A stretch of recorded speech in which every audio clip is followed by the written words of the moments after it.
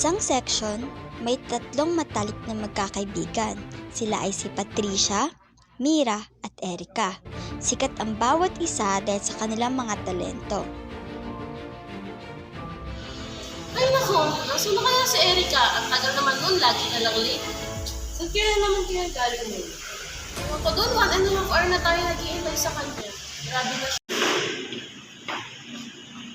Sorry guys, I'm late. Sobrang pagod kasi. Tara na. Sorry ka naman ako gabi ka-practice. Okay lang yan, laban lang tayo na.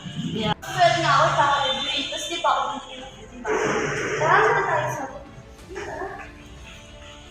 At isang araw, nag-anunsyo ang guro nila na magkakaroon ng paligsahan sa school. Okay class, magandang umaga sa inyo lahat. At bago tayo magsimula sa ating discussion, lamang ako sa inyong maikling anunsyo. So, magkakaroon tayo ng paligsahan sa pag-awit. Ang kailangan lamang ay isang representative sa inyong section. And yan, bibigyan ko kayo ng oras para makapag-decide, para mag-isip kung sino ang gusto niyo maging isang representative. At once na nakaisip na kayo, ay inform nyo na lang agad ako. Yun lamang at okay, magsimula na tayo. Napagdesisyonan ng klase na si Mira ang ilaban sa paligsahan. Congrats! Masama siya ako para sa inyo. Thank you, be! Kaya, ito na naman yung napili. Hindi naman ganun ka din ba? Tapos kung makakasin pa tayo, lagi mo siya pumipio. Hindi naman, be. Maganda naman talaga yung boses ni Mira. Ay naku, hindi ako sure. Kasi alam mo pa, lagi niya pinipili yung sarili yung maging katulad ng nanay.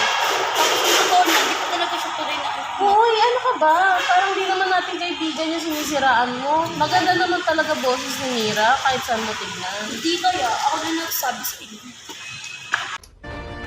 Sana ako na lang yung naging representative. Bakit ba kasi ko na lang lalo yung nakikita ko?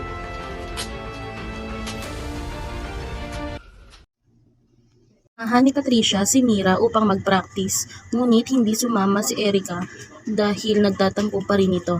Nanilig tayo sa bahay namin mag-practice. Total naman yung miss ka na ng mama ko. Sige, ma, inaantok na ako dito eh.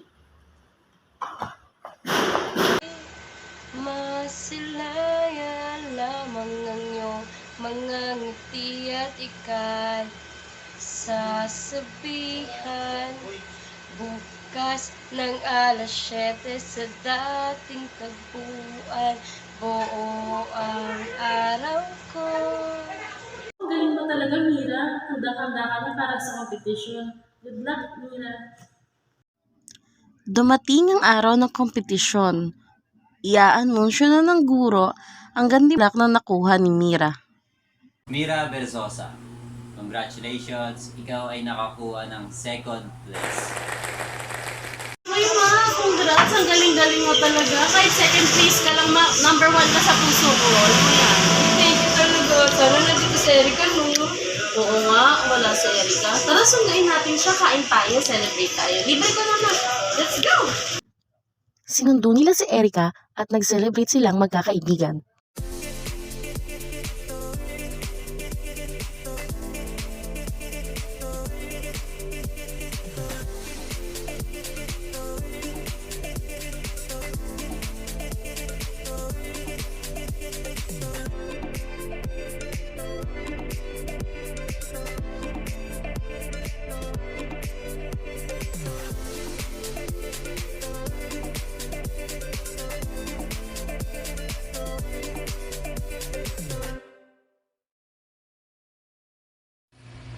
Sa aming roleplay pala ay nakikita ang iba't ibang ugali ng kaibigan, red flag and green flag na kaibigan.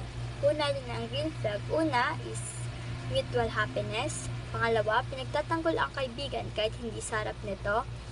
Pangatlo, thoughtfulness and will point out your wrongdoings. And pang-apat, very close and always respect your parents. Panglima, support you and proud of your doings. At panghuli is hindi nang left out at always nalilibre. Then sa red flag naman is first, always late. Second, they always make conversation about them or about themselves only. Parang main character ganun. Then yung third is sinisiraan ang mga kaibigan. Then yung fourth is inggit. At then fifth, last is lack of support. Yun lang. Thank you.